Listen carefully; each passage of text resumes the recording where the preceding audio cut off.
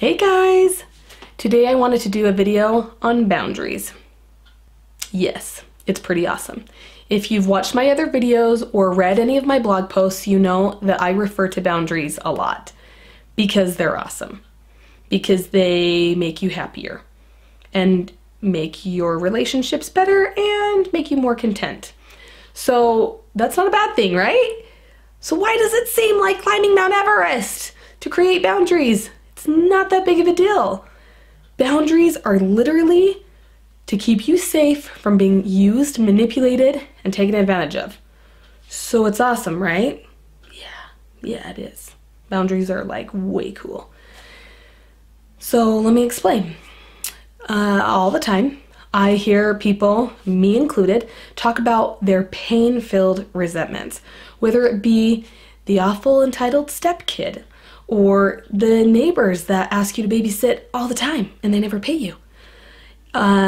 Your parents, or your annoying in-laws, or your addicted spouse, your abusive boyfriend, whatever it is, we are resenting other people because we are not valuing ourselves enough to accept limitations and to create boundaries to keep us safe.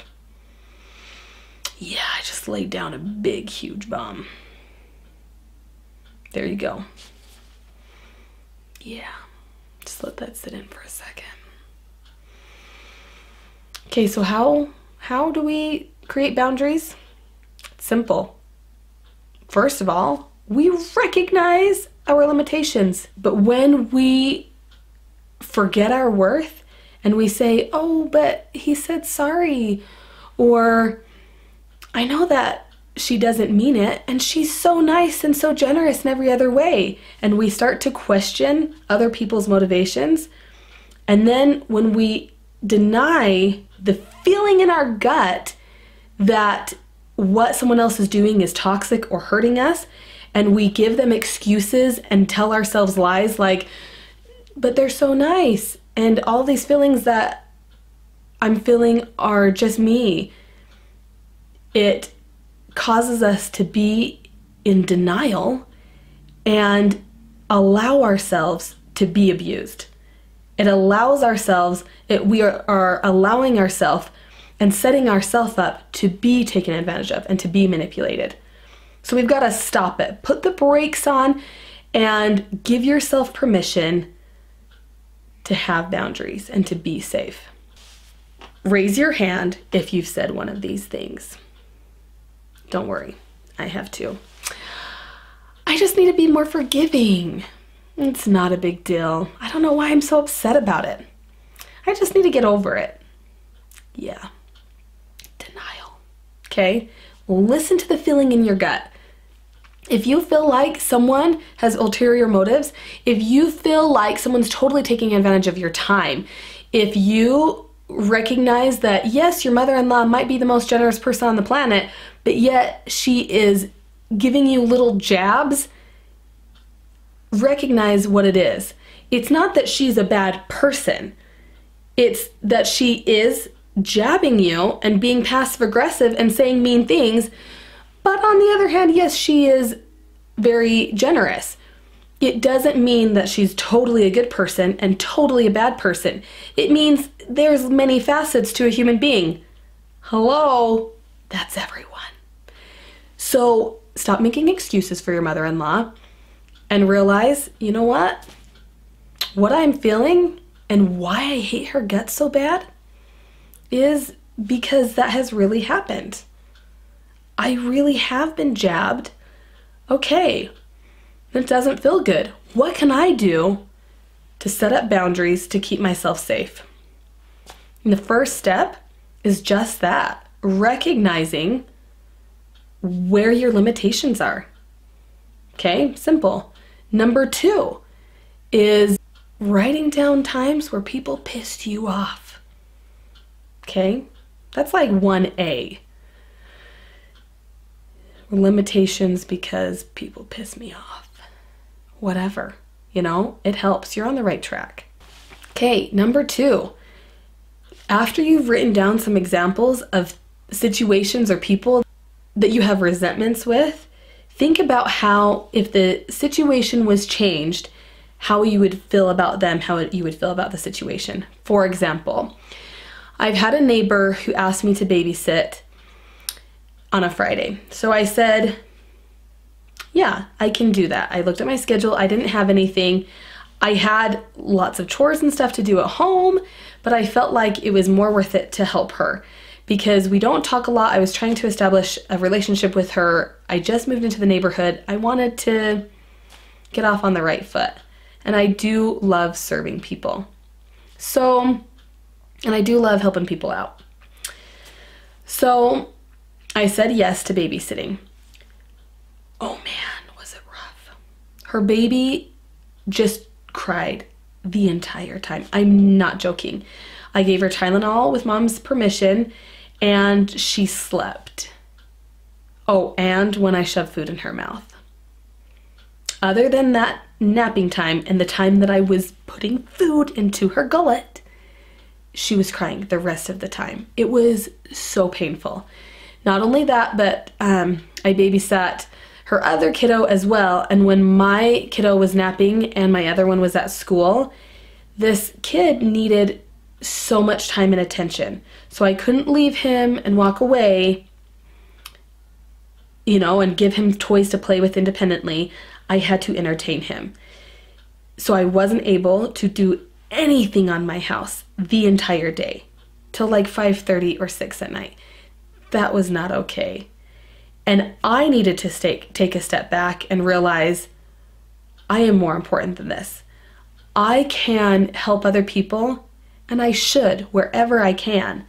However, my day and my family is my most important job. My family and my day is the most important thing in my life. And that is my job. It is my stewardship to take care of them. So if I am taking on something else that involves me totally neglecting my family and my needs, that's not okay. So the boundary I put in place is that I could babysit neighbors, whoever the neighbor was, one day a week. It would be Wednesdays. If that so happened to be the day that they needed someone, great. That's the one day that I could give up. And it needed to be for 4 hours or less. And if they ask me more than once, then I charge $7 an hour. And that's below minimum wage. If these women are going to go work, they're making money, so why shouldn't they pay me? Seems pretty simple, right? If they're making the dough, they need to share some with the sitter. Not only that, these people have their kids in daycare. The only reason I was asked to babysit is because the daycare person had to have a vacation day or sick day or whatever the situation was. So they would be paying someone anyway. I shouldn't think that it's my responsibility to give them a freebie. It's not, unless I can afford to do that. But I need to be realistic about meeting my needs and meeting my family's needs first. And then once I have made a clear boundary to ensure that those things are taken care of, I will gladly be able to help someone else without resenting them later.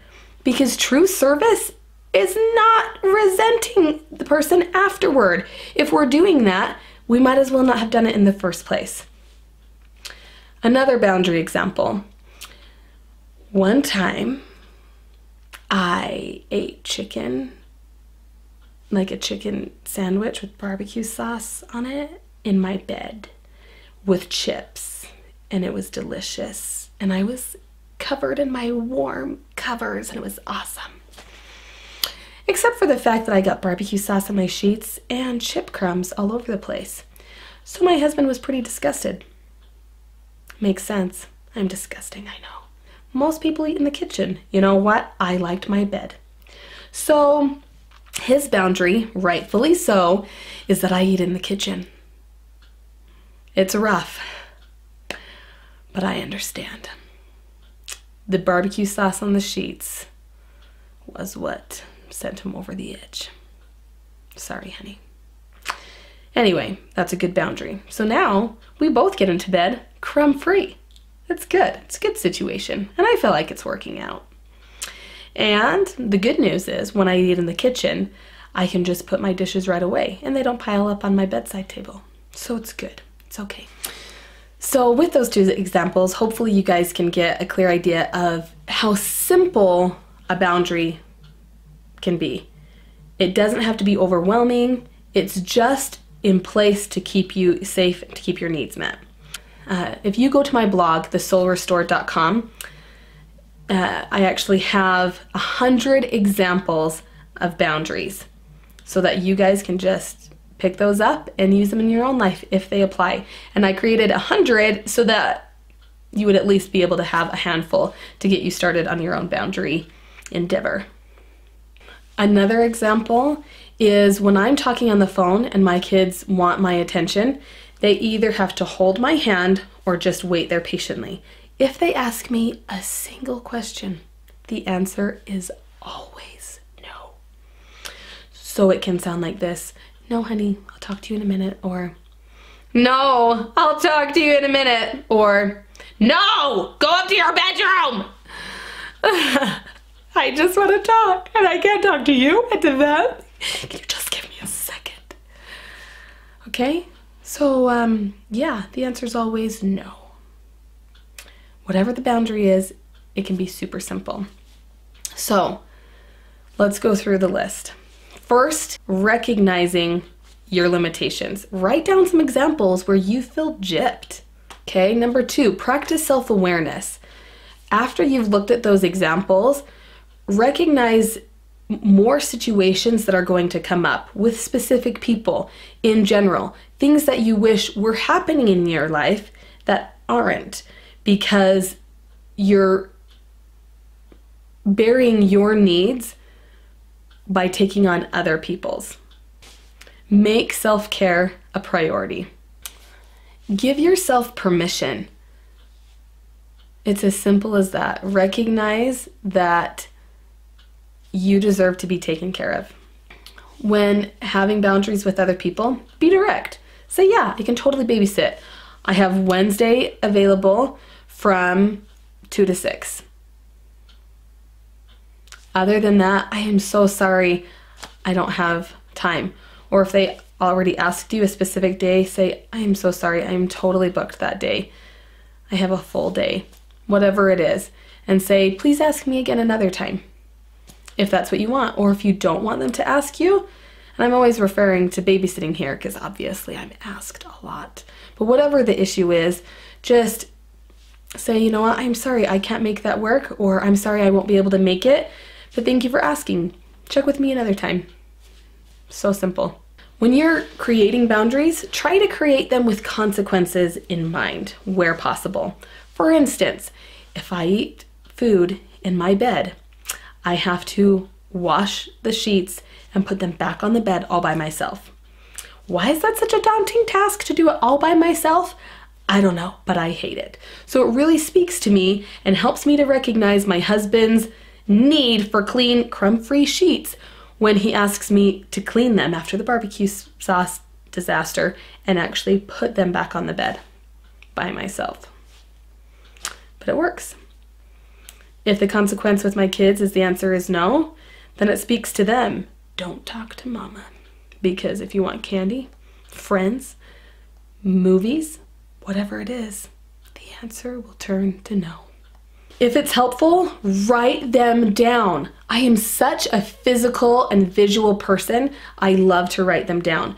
And when Darren and I were coming back from separation, I wrote them down and I actually put them on the wall. Extra points, guys. And then Darren saw it loud and clear. These are my boundaries. And if you don't respect them, then it's pretty simple what's going to happen. I had a friend recently tell me, my husband said that he would make me a kitchen table for my birthday. And I'm so afraid he's not going to.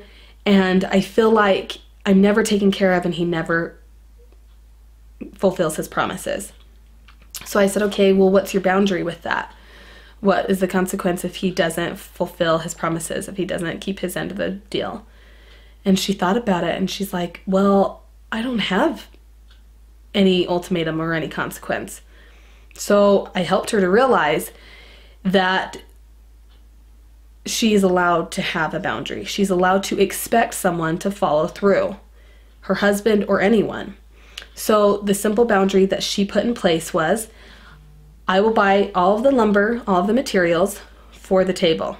If it is not made by my birthday, then I have this table at such and such store that I am going to be buying the night of or the next morning after my birthday.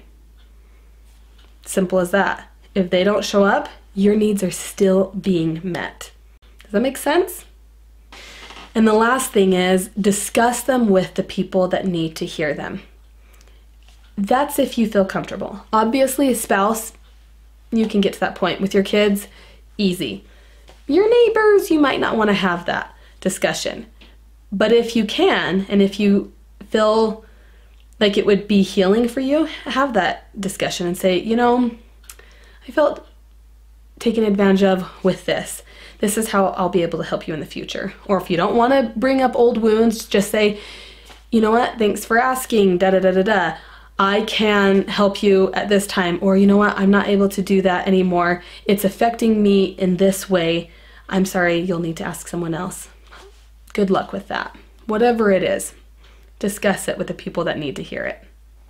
Now remember, guys, you can stop telling yourself you're going to forgive, you're going to get over it, because I promise you that is the very last thing that will happen. If you are not providing safety for yourself and making sure that your needs are met, if you're not creating boundaries that are going to keep you safe, resentment is sure to follow every single time. And think of it this way, what is harder?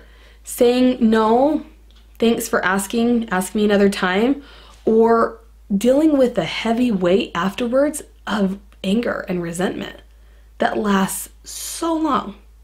I promise this will give you so much peace and help you to be so much happier when you know that you can say yes to people by being mindful and creating boundaries that are going to keep you safe and make sure your needs are met first. And remember, only the people that are unhealthy and don't have boundaries themselves will be bugged by this. And who cares? This is a good lesson for them too. And hey, you can have a discussion and say, you know, here are some boundaries that you could create. Or have you thought about creating boundaries? Where are you guys struggling? Where do you need boundaries in your life? Please let me know in the comments below. I would love to help. What's best for you is best for everyone. Thanks, guys.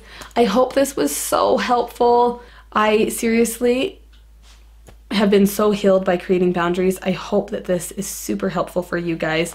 If you liked it, give it a thumbs up and don't forget to subscribe below.